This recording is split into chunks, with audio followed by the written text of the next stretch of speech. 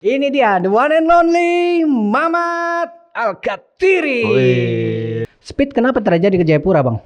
Tidak tahu, kemarin dia hubungi terus bilang mau ke sini, tapi dia tanya kenapa ini semua orang. Kenapa tidak jadi nyalon? Waktu itu katanya mau nyalon dengan Bang Abdur toh? Tidak, bercanda-bercanda. Mungkin kayaknya saya belum bisa deh, makin meragukan diri sendiri. Kayak saya masuk dengan sistem kayak begini, bisa-bisa saya yang korup juga deh.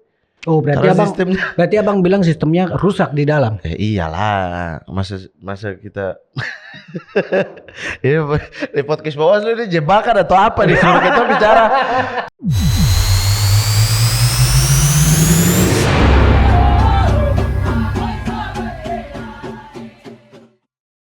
Halo sahabat Bawaslu Provinsi Papua dimanapun kalian berada.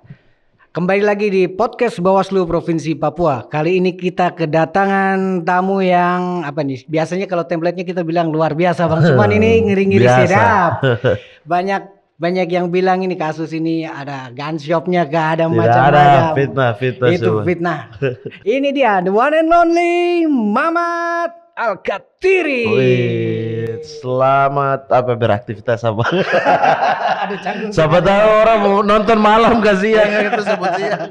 Siap. Jadi Bang Mamat ini kan sebetulnya dulu sering komentar politik ini, Bang, di konten maling toh yang sekarang tidak lanjut. Betul, tidak lanjut lagi. Tidak lanjut lagi, katanya mau buat Fakmen, saya tunggu sampai sekarang mana tak jadi. Speed kenapa terjadi ke Jayapura, Bang? Tidak tahu, kemarin dia hubungi terus bilang mau ke sini, tapi dia tanya kenapa ini semua orang bicara Papua tidak aman, atau makanya dia kesal lah, orang-orang bicara buruk lah gitu. Nah terus dia tanya, saya bilang ya saya bisa pastikan aman, itu saya pastikan. Tapi kamu mau cari crowd kayak gimana? Karena crowd di sini tidak akan sama kayak crowd di Bali atau di Jakarta. Nah kamu mau cari yang kayak gimana dulu nih, biar saya bisa tentuin. Kamu mau ke Jayapura kah, ke Raja Ampat kah, ke Fak-Fak mungkin kah? Speed bisa bahasa Indonesia, Bang? Tidak, saya yang bahasa Inggris Oh iya. Kamu gak bisa bahasa Inggris tuh. Siap. Nah jadi terserah, dia bilang oh iya sudah, pokoknya dia akan ke Papua tapi tidak 100% confirm. Dia itu terakhir bilang begitu, terus dia mau tanya soal penerbangan. Saya bilang saya malam ini flight, kalau memang kau masih ragu nanti saya videokan saya ke Jayapura. Nanti kau bisa googling Jayapura kayak gimana. Nanti saya foto deh spot-spot apa, siapa tahu kau pengen gitu. Tapi dia ke Singapura, live di Singapura karena memang sudah ada jadwal kan. Lagian kan dia dari Bali mau langsung ke Papua, penerbangannya transit, mungkin itu yang menyebabkan agak sulit. Nah tapi pilihan dia Papua itu mau kemana, itu belum tahu, masih sampai sekarang saya juga tidak tahu. Kalau abang masa tidak ada rekomendasi, Bang? Kalau saya sih sebenarnya untuk kuatnya sinyal ya, kita bicara dia live stream 3 jam ya, bukan dia datang jalan-jalan. Ya pasti saya rekomendasikan Jayapura karena ya mungkin paling bisa dia live stream dengan stabil selama 3-4 jam kan. Nah tapi spotnya mana-mana saja itu yang mungkin nanti anak-anak di sini yang bisa, oh dari sini kita ke sini. Nah tapi kalau dia sudah bilang oke, baru bisa kita koordinasi. Bang, ini saya kemarin googling saja, Bang. Ada yang bilang abang tuh lahir Ambon, ada yang bilang abang lahir Fak-Fak. Yang betul yang mana? Lahir Ambon. Lahir Ambon ya. Lahir di Ambon. Tapi karena kecil besar di Fak-Fak. Betul. Lahir di Ambon pun karena tidak bisa lahir di Fak-Fak waktu itu. Kenapa tidak bisa, Bang? Karena waktu ini dari orang tua ya, dari mama mau melahirkan itu sudah 2 minggu sakit perut dan tidak bisa keluar. Yang ada di rumah sakit cuma bidan waktu itu. Nah kebetulan ada kapal perintis masuk. Nah kapal perintis inilah yang disuruh, ya sudah daripada ambil resiko di Fak-Fak, mending ke Ambon. Ini 1 malam saja kan dari Fak-Fak ke Ambon. Akhirnya tiba di Ambon, besoknya saya lahir. Jadi ada dokter yang bisa tangani. Numpang lahir saya. Numpang lahir, habis itu balik lagi ke Fak-Fak. Ke Fak-Fak. Kita bicara Fak-Fak dulu nih, Bang. Nah bagaimana tuh? Abang tahu tidak siapa calon-calon yang ada di Fak-Fak ini untuk kabupaten Tahu jadi karena bupati? masih sama dengan 2020. Siapa itu, Bang? Pak incumbent Untung Tamsil dengan Ibu Yohana, terus lawannya Pak Samaun Dahlan sama Pak Donatus Nembit Kendik. Keren. Pak Donatus itu mantan wakil bupati periode 2010. Nah ini maju lagi sebagai wakil Pak Samaun. Pak Samaun kemarin kalah dengan Pak Untung Tamsil. Nah Untung Tamsil menang. Nah ini head to head lagi, tapi kebalikan lah. Waktu itu semua partai ada di Pasaman Dahlan lawan Pauntung Independen. Nah kali ini 2 partai saja yang di Pasaman, semuanya di Pauntung. Jadi tetap seru. Tetap mengikuti berarti. Tetap, oh iya. Gubernurnya juga ikuti juga bang. Ikut dong. Tapi nanti nyoblos pulang tidak? Di November kan? Iya 27 November. Di November itu saya ada rencana ini mau balik Fak-Fak sebenarnya, bawa Metua. Oh ini bawah. Iya, dia kan malah pertama kali ke Papua malah justru Jayapura. Pura karena mau podcast. Pulang ke tanah leluhur, ini malah ke Jayapura, tapi ya karena waktu itu sebenarnya habis nikah mau balik ke Fak-Fak, cuma Mace dorang larang karena waktu itu pesawat ada gagal mendarat 2 kali 3 kali lah karena cuaca kan. Nah akhirnya sudahlah nanti saja sekalian di Lebaran atau mungkin libur-libur, ada libur 2 minggu 3 minggu baru balik deh. Nah rencananya memang pengen sekalian sekalian pemilu ya, sekalian coblos kan. Berarti kalau di sana sampai pertama tuh harus injak piring kah atau? Tidak ada. Nah sudah langsung tidur di rumah.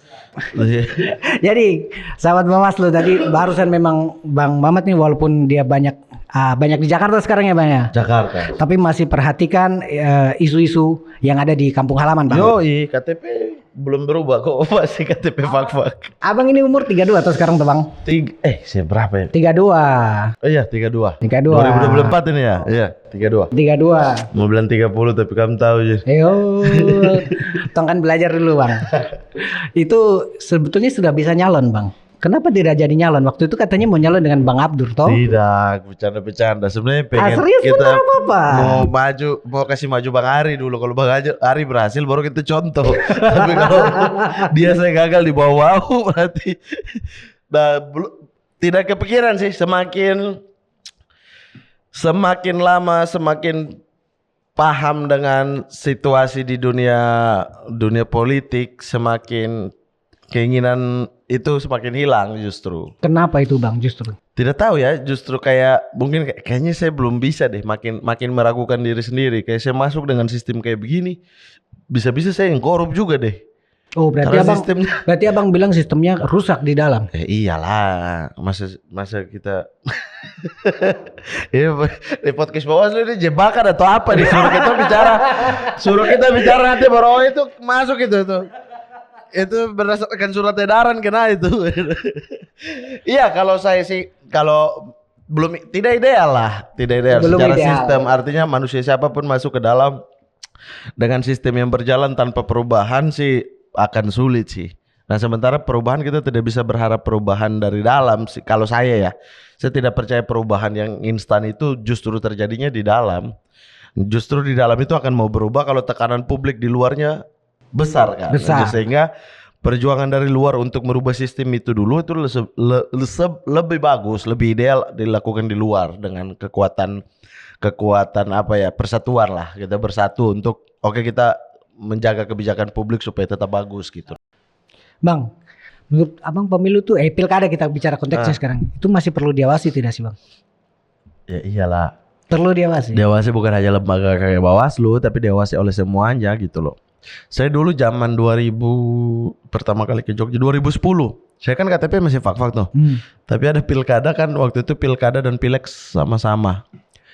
Itu ada pilkada Bantul. Saya ikuti padahal saya bukan warga situ. Kok bisa? Warga situ. Kok bisa? Karena saya akan hidup di wilayah itu beberapa tahun ke depan dan saya ingin mengikuti prosesnya gimana sih gitu. Yang menang siapa nih? Ternyata. Tapi ikut nyoblos tidak? Hah? Tidak, karena saya KTP Fak-Fak. Ya, karena kalau abang ikut nyoblos pidana itu. Iya tidak, saya KTP Fak-Fak waktu itu. Saya hanya boleh memilih pilpres. Ya, waktu itu saya pilih pilpres. Jadi ya udah lihat gitu, ikuti prosesnya, awasi. Dan bahkan saya dari 2004 mengawasi pilkada. Di Fak-Fak itu 2004 bahkan saya belum punya hak milih. Saya udah pergi ke kampanyenya paslon. Saya lihat suasananya itu dari 2004 bahkan. 2004 terus kemudian 2004 apa 2005 ya, 2010 ada pilkada lagi. Gitu-gitu udah mengawasi sih, udah bukan mengawasi udah ikutlah melihat euforianya, titik ini gitu-gitu. Nah, perasaan orang ini kemarin ada di calon yang ini, kenapa dia datang lagi ya di calon yang ini? Pakai baju yang ini gitu. Kenapa tuh pemilu harus luber jurdil Bang? Menurut abang? Luber berarti lucu, bersih. Bukan. Luber Jurdil itu langsung umum. bebas rahasia jurnal. Ya karena yang kita pilih ini adalah menentukan kebijakan untuk 5 tahun untuk setiap nyawa yang hidup di tempat itu.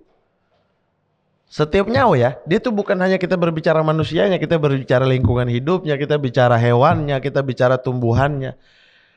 Kita bukan memilih orang yang hanya untuk pimpin satu RT, enggak. Ini kita pilih pemimpin yang akan memimpin seluruh makhluk hidup di wilayah itu pada hari itu. Selama 5 tahun ke depan. 5 tahun itu bukan waktu yang sedikit. Dan 5 tahun itu banyak hal bisa dilakukan. Makanya faktor-faktor tadi itu, Luber Jurdil, itu menentukan seberapa kualitas sih, seberapa hebat atau seberapa punya harga diri sih ini calon yang akan menjadi pemimpin kita. Ini kita bicara pemimpin loh. Kalau prosesnya berkualitas, outputnya berkualitas. Betul. Karena tujuan kan bukan yang utama itu proses. Kata Iwan Fals ya dalam lagunya. Tujuan bukan ambil utama. gitar. Iya itu proses sih, proses. Karena kita kalau dalam agama ya, sudut pandang agama itu kita misalnya mau sedekah ke orang tapi uangnya hasil curian, apakah boleh? Enggak. Tetap dosa kan? Dan sedekah kita tidak dihitung kan? Ya udah, artinya tujuan itu bukan yang utama, prosesnya dulu kok dapat uang itu dari mana. Tapi lebih baik itu niatnya baik, prosesnya baik, outputnya baik. Betul. Niatnya sudah pasti mereka berniat gitu. Kita nggak bisa cek niat orang masing-masing. Oke, mereka berniat nih. Oke, niatnya diaplikasikan dalam apa?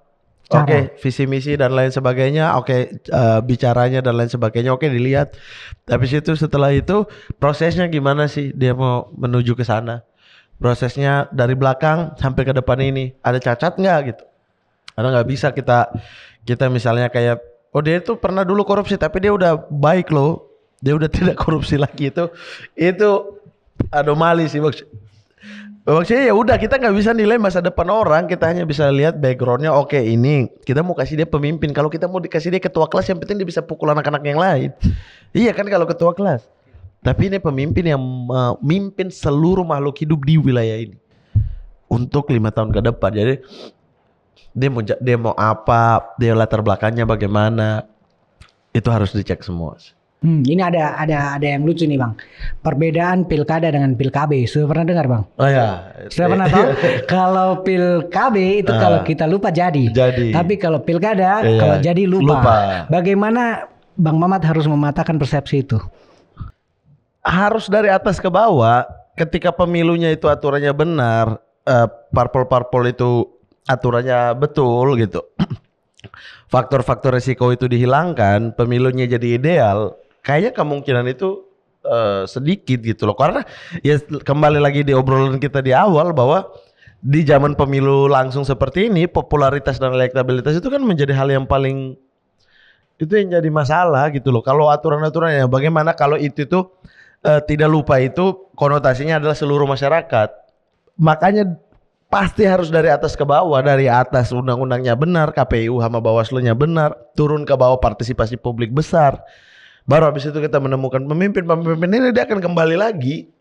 Dia tidak akan melupakan yang ini karena faktor risiko uangnya sedikit yang keluar. Dia menang karena prestasinya sehingga dia terpacu untuk bikin prestasi-prestasi yang lain. Tapi kan sekarang pemilu kita itu sebagai bahan untuk meningkatkan ekonomi. Pemilu apapun itu. Meningkatkan ekonomi, bagaimana caranya uang sebanyak-banyaknya turun ke bawah, UMKM hidup sehingga ekonomi. Film agak lain itu bisa 9,2 juta karena pemilu. Maksudnya karena dekat pemilu, uang lagi banyak-banyaknya di bawah. Malah pemilu sekarang jadi faktor pendorong ekonomi. Bukan untuk pemilih pemimpin berkualitas. Kebalik kita.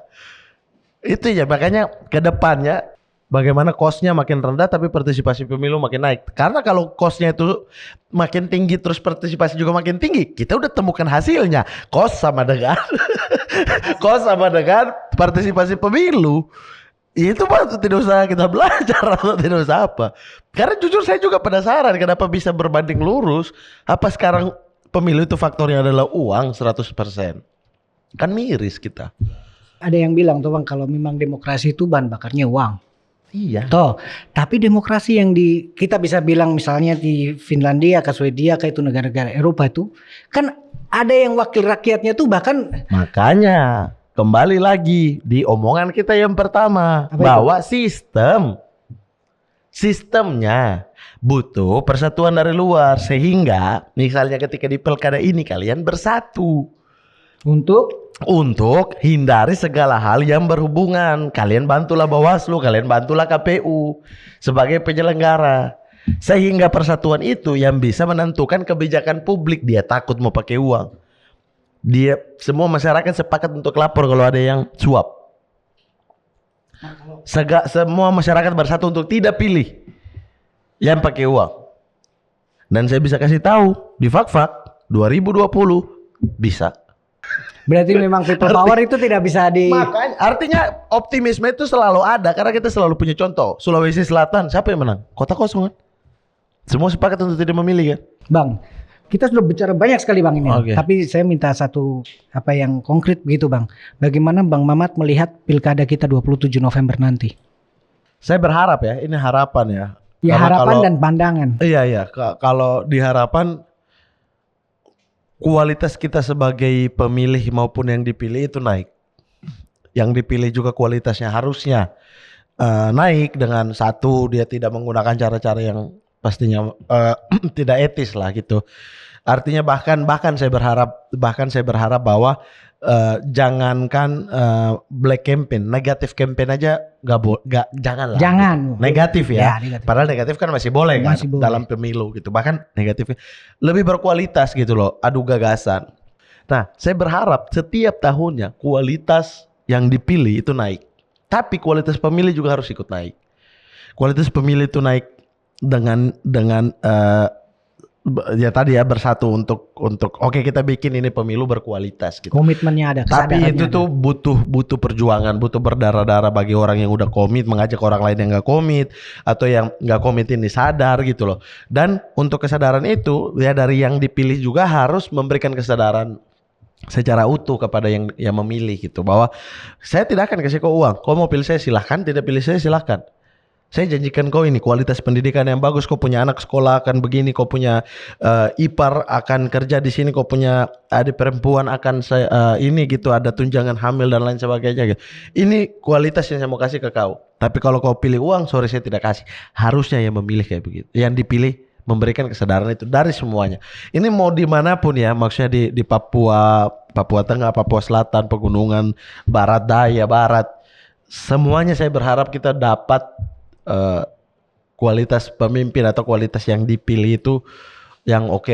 Debatnya itu adalah debat ranah kebijakan. Debatnya itu debat tentang visi misi ke depan gitu. Bukan personal satu, terus kemudian bukan juga memecah belah.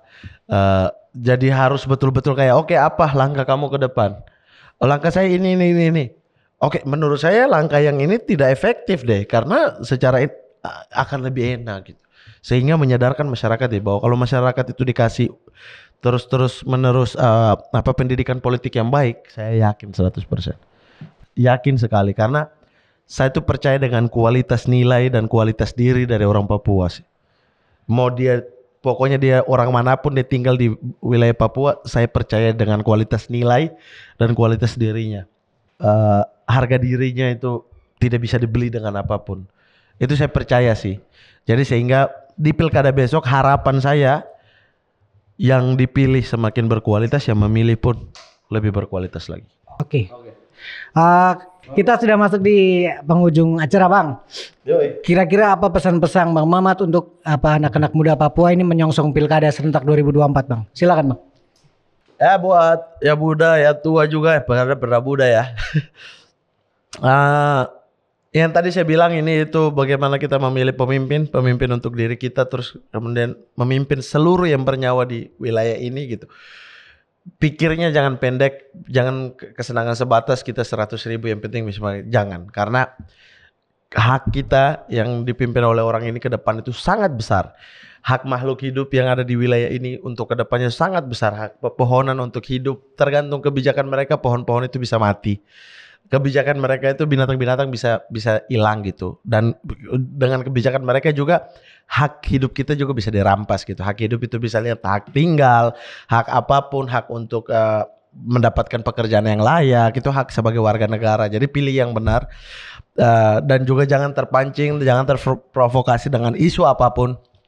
Jangan terprovokasi juga dengan bahwa ini mah udah diatur dan lain sebagainya. Kalau memang kita itu pantau setiap prosesnya, pantau setiap jenjang tahapannya, sehingga kita seyakin-yakinnya kalau ada yang kita lihat tidak beres, kita lapor, kita awasi laporan kita. Dan jangan mau dipecah belah. Ingat baik-baik bahwa yang menentukan kebijakan publik itu walaupun mereka pemimpin, walaupun mereka yang akan memimpin, tapi yang menentukan kebijakan publik itu kita sendiri. Dengan cara memilih, habis itu kita mengawasi yang kita pimpin. Jadi jangan mau dipecah belah. Harusnya kita bersatu. Siapapun yang terpilih nanti, udah itu memang udah takdirnya dia mendapatkan suara terbanyak.